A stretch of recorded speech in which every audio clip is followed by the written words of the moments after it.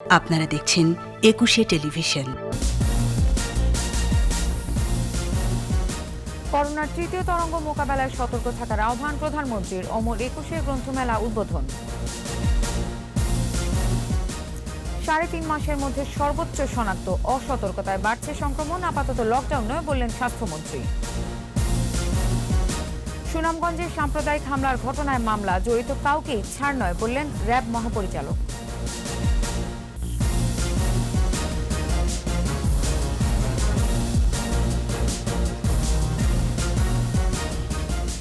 শুনছিলেন first security ইসলাম bank limited সংবাদ শিরোনাম। আমন্ত্রণ জানাচ্ছি রাতের ২১শে সংবাদে। আপনাদের সাথে আছি আমি নার্গিস মজিদ লিমা। দর্শক, ২১শে টেলিভিশনের সংবাদ একই সাথে সরাসরি দেখতে পাবেন আমাদের ফেসবুক পেজ www.facebook.com/2124 অনলাইনে। ২০২১ অমর একুশে গ্রন্থমেলার উদ্বোধন করলেন প্রধানমন্ত্রী শেখ হাসিনা। গণভবন থেকে ভার্চুয়ালি যুক্ত হয়ে মেলা উদ্বোধন করে প্রধানমন্ত্রী বলেন, করোনার প্রাদুর্ভাব বাড়ছে, তাই সবাইকে সতর্ক থাকতে হবে। বই কেনার পাশাপাশি স্বাস্থ্যবিধির দিকে নজর দেওয়ার আহ্বান জানান সরকার প্রধান। এ সময় ভাষা আন্দোলনে বঙ্গবন্ধুর অবদান যারা অস্বীকার করে তাদেরকে secret documents of intelligence branch on father of the nation Bangabandhu Sheikh Mujibur Rahman বইটি পড়ার তাগিদ দেন প্রধানমন্ত্রী। বিস্তারিত জানাচ্ছেন আকবর হোসেন সুমন। করোনা সংকটে নির্ধারিত সময় থেকে পিছিয়ে গেলেও ধারাবাহিকতা অব্যাহত রাখতে মার্চেই শুরু হলো বাঙালির প্রাণের মেলা অমর একুশে গ্রন্থমেলা। গণভবন থেকে ভার্চুয়ালি যুক্ত হয়ে মেলার উদ্বোধন করেন প্রধানমন্ত্রী শেখ হাসিনা। প্রধানমন্ত্রীর পক্ষে বাংলা একাডেমি সাহিত্য পুরস্কার প্রদান করেন সংস্কৃতি প্রতিমন্ত্রী। বক্তৃতায় ভাষা আন্দোলনের ইতিহাস তুলে ধরেন প্রধানমন্ত্রী। তুলে ধরেন ভাষা আন্দোলনে বঙ্গবন্ধুর অবদান। ইতিহাস থেকে বঙ্গবন্ধুকে যারা মুছে ফেলতে চায় তাদের ১৯৪৮ থেকে ৭১ পর্যন্ত রাজনৈতিক ইতিহাস জানার তাগিদ দেন বঙ্গবন্ধু কন্যা। বাংলাদেশের অভ্যুদয়ের ইতিহাসটাও চমৎকারভাবে বেরিয়ে এসছে এই সিক্রেট ডকুমেন্ট, যেটা তার বিরুদ্ধে লেখা। সেখান থেকে কিন্তু অনেক সত্য, অনেক তথ্য বেরিয়ে এসেছে। আমি আশা করি এর পূর্বে যারা বঙ্গবন্ধুকে ভাষা আন্দোলনের ইতিহাস থেকে মুছে ফেলার চেষ্টা করেছিলেন তারা বোধহয় নিজেদেরকে শুধরে নিতে একটা সুযোগ পাবেন। করোনার প্রাদুর্ভাব বাড়ছে, তাই সবাইকে স্বাস্থ্য সুরক্ষা বিধি মেনে চলার পরামর্শ দেন প্রধানমন্ত্রী। এখন বলছে দ্বিতীয় ওয়েভ, কোথাও কোথাও তৃতীয় ওয়েভ শুরু হয়ে গেছে এবং কিছু কিছু ক্ষেত্রে এই ভাইরাসটা আরও মারাত্মক আকারে দেখা দিচ্ছে। তো সেই ক্ষেত্রে যদিও আমরা টিকা দিচ্ছি, টিকা দেওয়ার কর্মসূচি আমরা বাস্তবায়ন করে যাচ্ছি, তারপরে আমি বলবো যে টিকা দিয়েই মনে করবেন না যে সবাই একেবারে সুরক্ষিত হয়ে গেছেন। সেই জন্য মাস্ক পরা, হাত ধোয়া, একটু দূরত্ব বজায় রাখা, সেগুলো অবশ্যই সকলে মেনে চলবেন। রাজনৈতিক বক্তৃতার চেয়ে সাহিত্য ও সংস্কৃতির আবেদন মানুষের কাছে বেশি গ্রহণযোগ্য বলে মন্তব্য করেন বঙ্গবন্ধু কন্যা। নতুন প্রজন্মকে বই পড়ার অভ্যেস গড়ে তোলার পরামর্শ দেন তিনি। আমরা রাজনীতি করি, বক্তৃতা দিয়ে অনেক বক্তৃতা, অনেক কথাই বলি, সেই কথাগুলি মানুষের মন ছুঁয়ে যায়, কিন্তু তার থেকেও বেশি মন ছোঁয় সাহিত্যের ভিতর দিয়ে। সাহিত্যের ভিতর দিয়ে কোনো বার্তা যদি আমরা মানুষের হৃদয়ে পৌঁছাতে পারি তো সেটা স্থায়িত্ব কিন্তু অনেক বেশি হয়, আবেদনটাও বেশি হয়। মাতৃভাষার সম্মান রেখে সংস্কৃতি ও ইতিহাস জানতে ভিন্ন ভাষা চর্চারও প্রয়োজনীয়তা তুলে ধরেন প্রধানমন্ত্রী। নিজের মায়ের ভাষাকে মর্যাদা দেওয়া এটা যেমন দরকার, আবার অন্য ভাষাকে জানাও দরকার। মেলার শুরুর দিনে জাতির পিতার লেখা আমার দেখা নয়া চীন গ্রন্থের ইংরেজি অনুবাদ আনুষ্ঠানিকভাবে প্রকাশ করা হয়।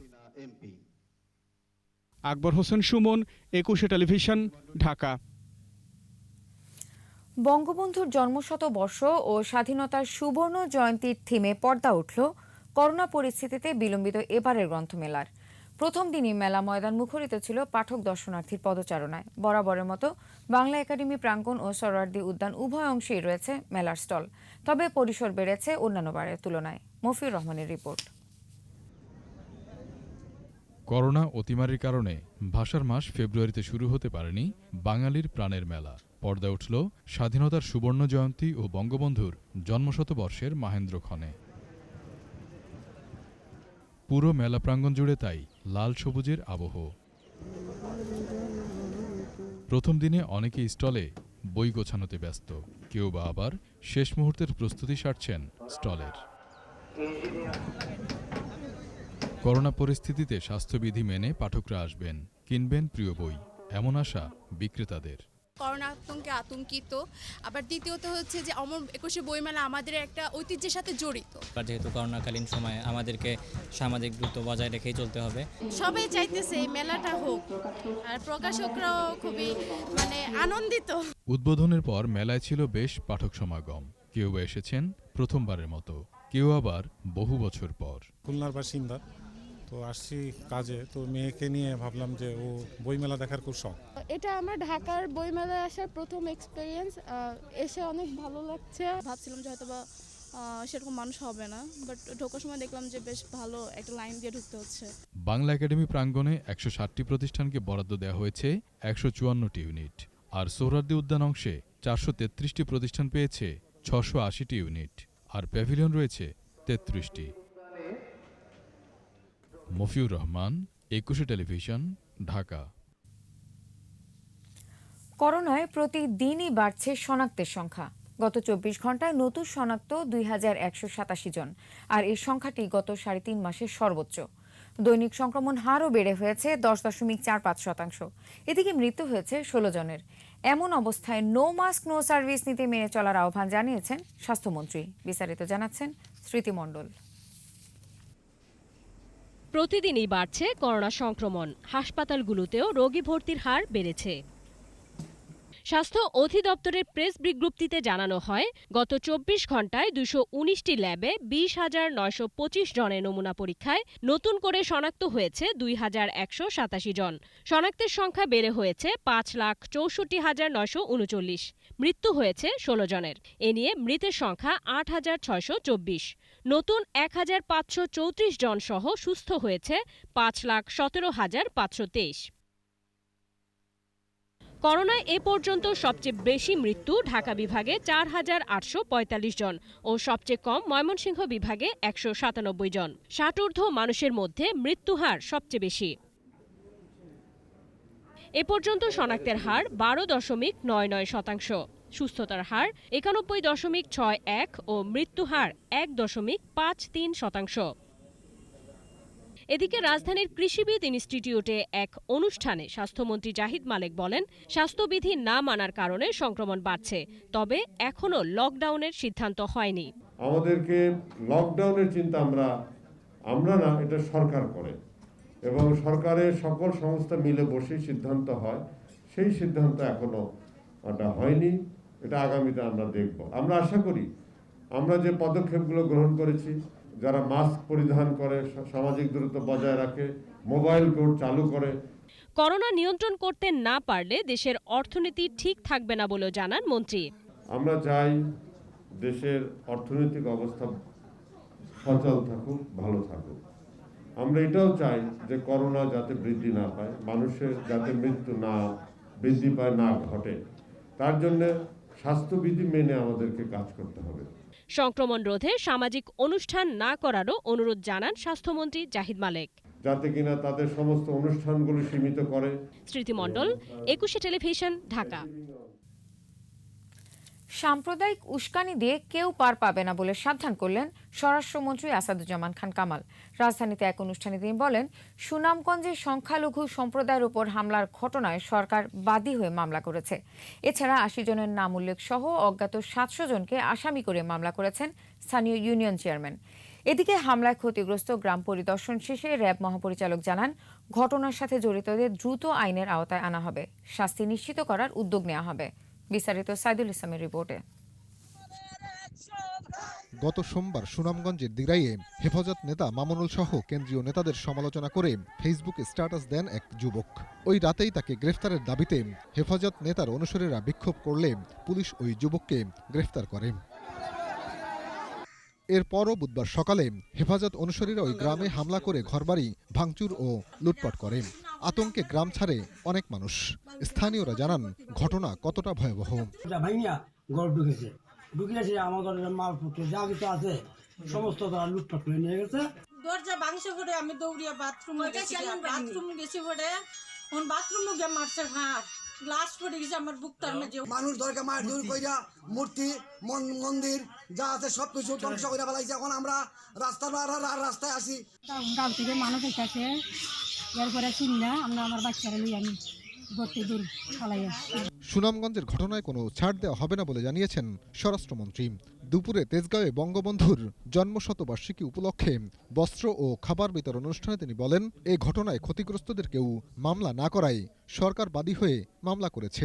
যারা ক্ষতিগ্রস্ত বেশি হয়েছে তাদের ব্যবস্থা আমরা অবশ্যই করব। এটা একটা অসাম্প্রদায়িক চেতনার এই বাংলাদেশ, এখানে কেউ সাম্প্রদায়িকতার উস্কানি দিয়ে রেহাই পাবে এমনটা হবে না। আমরা অবশ্যই এটার ব্যবস্থা নেব। এদিকে ঘটনাস্থল পরিদর্শন করেছেন র্যাবের মহাপরিচালক। পরে তিনি জানান, সুনামগঞ্জের সল্লায় ঘটনায় জড়িতদের কোনো ছাড় দেওয়া হবে না। যারা সাম্প্রদায়িক সহিংসতা সৃষ্টি করছে তাদেরকে দ্রুত আইনের আওতায় এনে শাস্তি নিশ্চিত করার আশ্বাস দেন র্যাব মহাপরিচালক।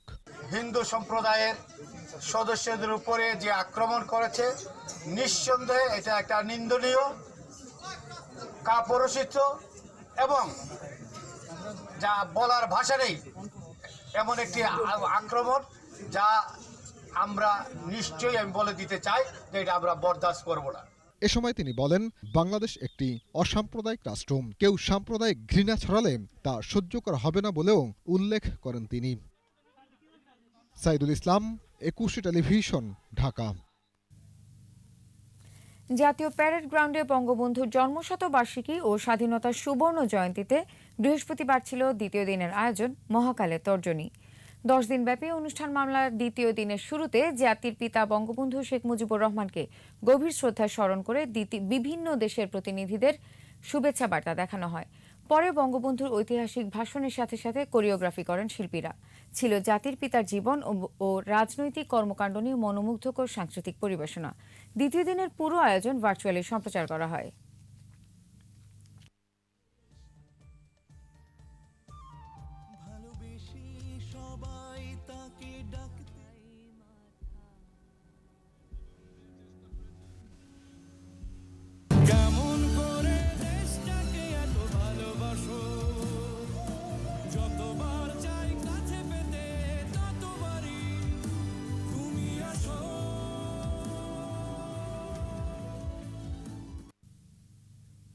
নিচ্ছি প্রিমিয়ার ব্যাংক লিমিটেড সংবাদ বিরতি। নো মাস্ক নো সার্ভিস বিধি মেনে চলুন, সুস্থ থাকুন। যখন ফিরছি তখন অন্যান্য খবরের সঙ্গে আরো যা থাকবে। হাসিনা সলিহ বৈঠক, গভীর সমুদ্রে মৎস্য আরোহণ, সাংস্কৃতিক বিনিময় সহ 4 সমঝোতার স্মারক সই।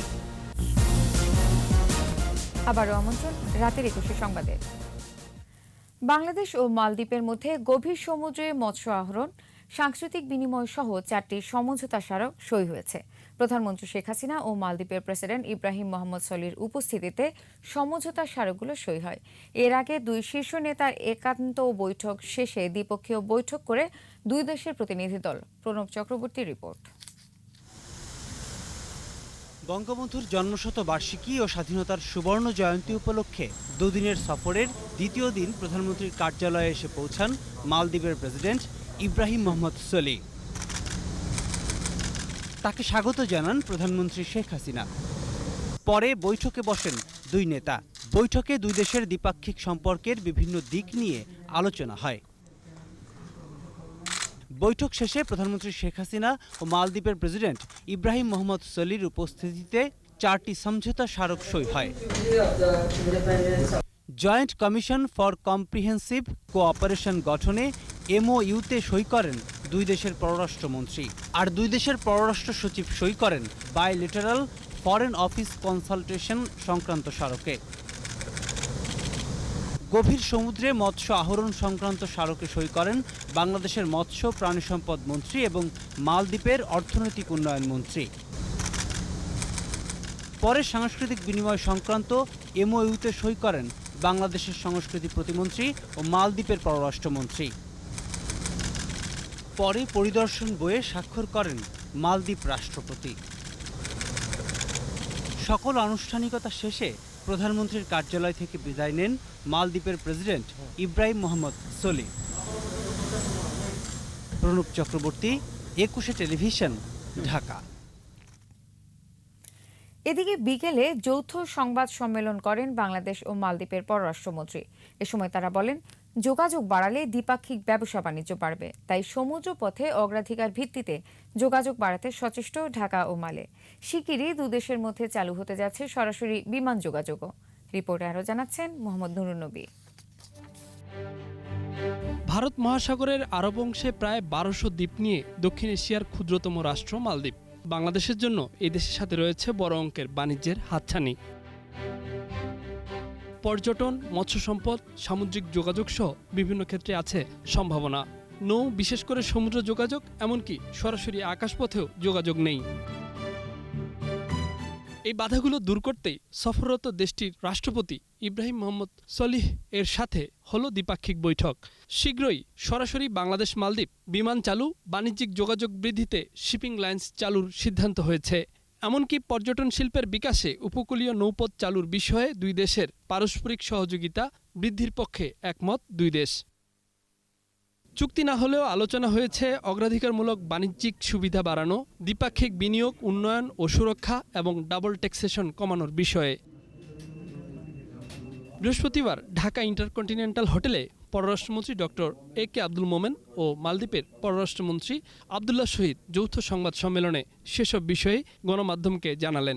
মাননীয় প্রধানমন্ত্রী ঘোষণা করেছেন খুব শীঘ্রই বাংলাদেশ থেকে মালদ্বীপে আপনার বাংলাদেশ বিমান যাবে।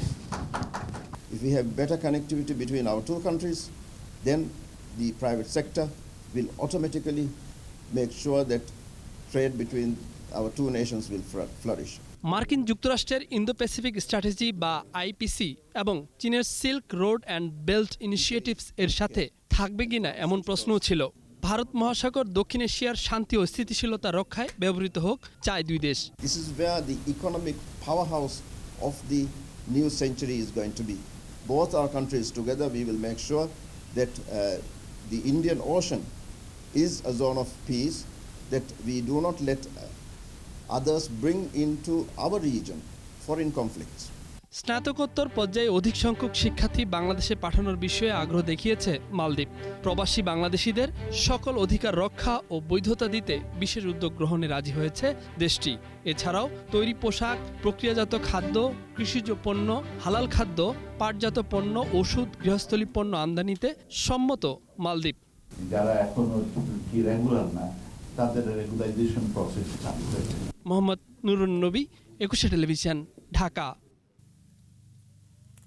এদিকে বাংলাদেশ সফরের শেষ দিনে রাষ্ট্রপতি মোহাম্মদ আব্দুল হামিদের সঙ্গে বঙ্গভবনে সাক্ষাৎ করেছেন মালদ্বীপের প্রেসিডেন্ট ইব্রাহিম মোহাম্মদ সলিহ। বৃহস্পতিবার সন্ধ্যায় সস্ত্রীক মালদ্বীপের প্রেসিডেন্টকে বঙ্গভবনে অভ্যর্থনা জানান রাষ্ট্রপতি ও তার স্ত্রী রাশিদা খানম। পরে বৈঠকে বসেন দুই রাষ্ট্রপ্রধান। এ সময় পর্যটনকে উভয় দেশের জন্য সম্ভাবনাময় ক্ষেত্র হিসেবে আখ্যা দেন তারা। বিনিয়োগকারীদের এই সম্ভাবনাকে কাজে লাগাতে একসঙ্গে কাজ করারও তাগিদ দেন। এ সময় বিভিন্ন পেশায় আরও দক্ষ জনবল মালদ্বীপে পাঠাতে বাংলাদেশ প্রস্তুত বলে জানান রাষ্ট্রপতি মোহাম্মদ আব্দুল হামিদ। বৈঠক শেষে রাষ্ট্রীয় নৈশভোজে অংশগ্রহণ এবং সাংস্কৃতিক অনুষ্ঠান উপভোগ করেন তারা। পরে রাতে ঢাকা ছাড়েন মালদ্বীপের প্রেসিডেন্ট ইব্রাহিম মোহাম্মদ সলিহ।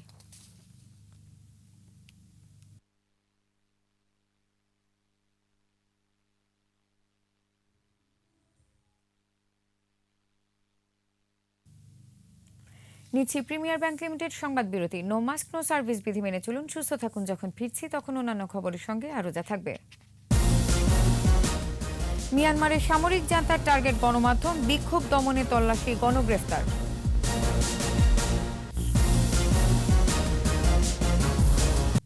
আর এরই সাথে শেষ করছি রাতের ২১ সংবাদ। যাবার আগে ফার্স্ট সিকিউরিটি ইসলাম ব্যাংক লিমিটেড সংবাদ শিরোনামগুলো জানিয়ে দিব আরও একবার। করোনার তৃতীয় তরঙ্গ মোকাবেলায় সতর্ক থাকার আহ্বান প্রধানমন্ত্রীর। অমর একুশে গ্রন্থমেলার উদ্বোধন। ৩.৫ মাসের মধ্যে সর্বোচ্চ শনাক্ত, অসতর্কতায় বাড়ছে সংক্রমণ, আপাতত লকডাউন নয় বললেন স্বাস্থ্যমন্ত্রী। সুনামগঞ্জের সাম্প্রদায়িক হামলার ঘটনায় মামলা, জড়িত কাউকে ছাড় নয় বললেন র্যাব মহাপরিচালক।